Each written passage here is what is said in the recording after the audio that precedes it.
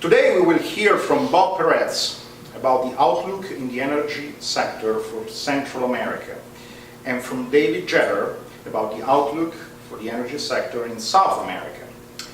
We are holding the Latin America Energy Forum every year to inform the Houston energy community of the trends and outlook in Latin American countries. Our next event will be the third LNG CO series that will take place in May or June this year. So you are all invited to attend our next event, and I hope that you will enjoy the presentations today. Thank you very much. Bob Perez. Based in Mexico City, Bob is the regional leader for Baker Hughes in Mexico and Central America. This Baker Hughes region has over 1,600 employees, with over 35 years of experience in the oil and gas, pipeline, and power generation industries. He is responsible for driving growth and profitability of this region. Prior to this role, Bob was the vice president for the pipeline and gas processing segment for Baker Hughes turbo machinery and process solution business. From 2013 to 2016, Bob was the GE Global Account Managing Director covering ExxonMobil globally. Bob joined General Electric in 2011 as the GE Energy Mexico Country Executive, where he was responsible for GE Energy growth strategy in Mexico. Prior to joining GE, he worked for El Paso Corporation, will be. Today we will hear from Bob Perez about the outlook in the energy sector for Central America, and from David Jeter about the outlook for the energy sector in South America. We are holding the Latin America Energy Forum every year to inform the Houston energy community of the trends and outlook in Latin American countries. Our next event will be the third LNG CO series that will take place in May or June this year. So you are all invited to attend our next event, and I hope that you will enjoy the presentations today. Thank you very much. Bob Perez. Based in Mexico City, Bob is the regional leader for Baker Hughes in Mexico and Central America. This Baker Hughes region has over 1,600 employees, with over 35 years of experience in the oil and gas, pipeline, and power generation industries. He is responsible for driving growth and profitability of this region. Prior to this role, Bob was the vice president for the pipeline and gas processing segment for Baker Hughes turbo machinery and process solution business. From 2013 to 2016, Bob was the GE Global Account Managing Director covering ExxonMobil globally.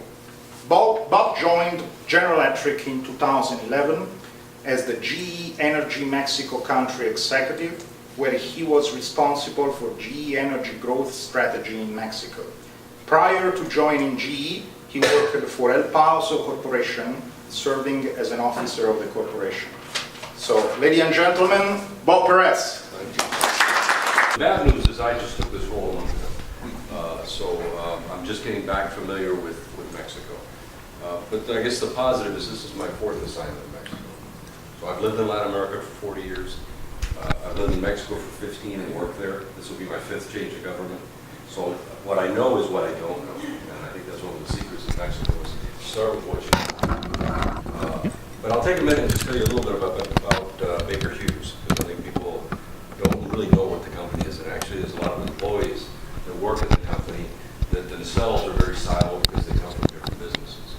So it was October 2016, General Electric announced that it was merging its oil and gas business with Baker Hughes. It took about 9 to 10 months to, used to have a boss to charge $10 every time a cell phone rang. So I'll take $10 for the next person. So the company announced its merger in October of 2016, and it was completed mid-year 2017. And essentially took the manufacturing business that GE had in the oil and gas space, which was the turbo machinery business, and a number of acquisitions that it made, that made subsea production systems, surface production equipment, artificial lift, chemicals business, along with blowout preventers, and just an assemblage of manufactured goods that service the oil and gas business, and merged with the arms and legs of Baker Hughes. So Baker Hughes had a very strong business around oil field services. So today the company has 4 big product companies: turbo machinery, which is where Clayton works. Where's Clayton? So it does compression, power generation, rotating equipment, pumping equipment, valves. It has a business around oil field services. It's everything from finding where the reservoirs are, characterizing them, drilling them, or ensuring flow in the pipes, and then stimulating production. So that's our oil field services business. Oil field equipment, which is all of the assemblage of equipment from subsea production systems and surface equipment. And then a division that does measurement and control, so sensing equipment. So that's pretty much and I'm oversimplifying it, but the assemblage of Baker Hughes. And the way we're structured is we have product companies that work around the world, and we have 10 regions in the world. So I'm responsible for the Mexico and Central America region. So that's generally about the company. In Latin America, we have roughly 6,000 employees, 1,600 in Mexico. It is about 10% of the company's revenue. So last year, Baker Hughes announced about $25 billion in sales. So about 10% of it is in Latin America. It's frankly commensurate to the amount of investment that occurs in the oil and gas space in Latin America. It's about $100 billion a year in 2018. What we'll do is you keep doing that, we'll buy tacos for everybody. Anyway, so it's about a $100 billion business in Latin America, and that's about 10% of the world investment. Our share of the market is about the same. The reason I asked about BP is they do a fabulous energy outlook every year. And just coincidentally, I was at a session in Mexico City this past week where their chief economist was there presenting it. And I listened to a lot of data. And I think that convinced me to not present any slides today. Because while you hear all this data, you step back and say, what does that mean? A lot of projections, a lot of information, and that's a much longer discussion.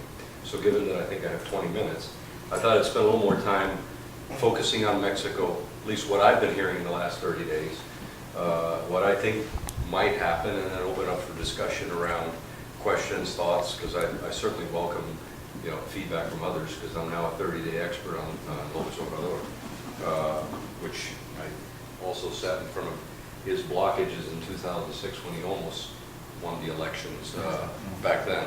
So my office used to be on Reforma, and I got to see the macrame classes, the yoga classes that blocked the streets. But I think the big themes out of Mexico is coming into this change of government was the fairly significant drop in oil production. Right, so Cantarell was a massive find in the 70s. In 2004, Mexico was producing well over 3 million barrels a day. This past January was 1.85. So about a 60% drop in production. That's the big thing. They've been starving. I spent 10 years running a pipeline company in Mexico, and I know they were starving the midstream and downstream from investment, which really promulgated a lot of the investments that companies like Iannova, TransCanada, at the time El Paso, and now Fermaca, other companies have built out the pipeline system because basically Pemex didn't have the money for it, so CFE shifted towards their anchoring pipes and creating infrastructure that was necessary to bring gas from the U.S. into Mexico. And oh, by the way, why are they bringing gas from the U.S. to Mexico? Because they underinvested in gas and really focused on oil. So those are some of the trends that have come in. And then if you focus on maybe what has been formally announced by the government, which is they want to build a refinery, big ambitious project in Dos Bocas. They want to focus on, get away from the deep water, which to me that translates in let the foreigners invest in the longer return on investment and more risky wells. I mean, a deep water well can run you $200 million. And they're shifting heavily toward shallow water. They're shifting heavily toward onshore production. Again, as a means to generate hard currency and increase production. The objectives that have been stated by the government is to reach 2.4 million barrels by 2024 at the end of the administration. Many of the pundits in Mexico say that will never happen if they don't get into the shale production. And if you follow the market at all, they've been quite vocal about saying, hey, shale's a bad thing. Now, more recently, I've heard that they're calling it eco-stimulation. So maybe it becomes more of an environmental friendly way to produce. So I think for at least a business like ours, where we're in the oil field services and aspiring to work with the energy sector, and we're somewhat indifferent as to whether it is private sector or public sector, it's, well, okay, where is the money going? And you may also, I mean, any people that are investors or vendors in Mexico, you know, maybe Pemex has got a little bit of a cash flow problem right now. Anybody hear about that? A little bit. A little bit.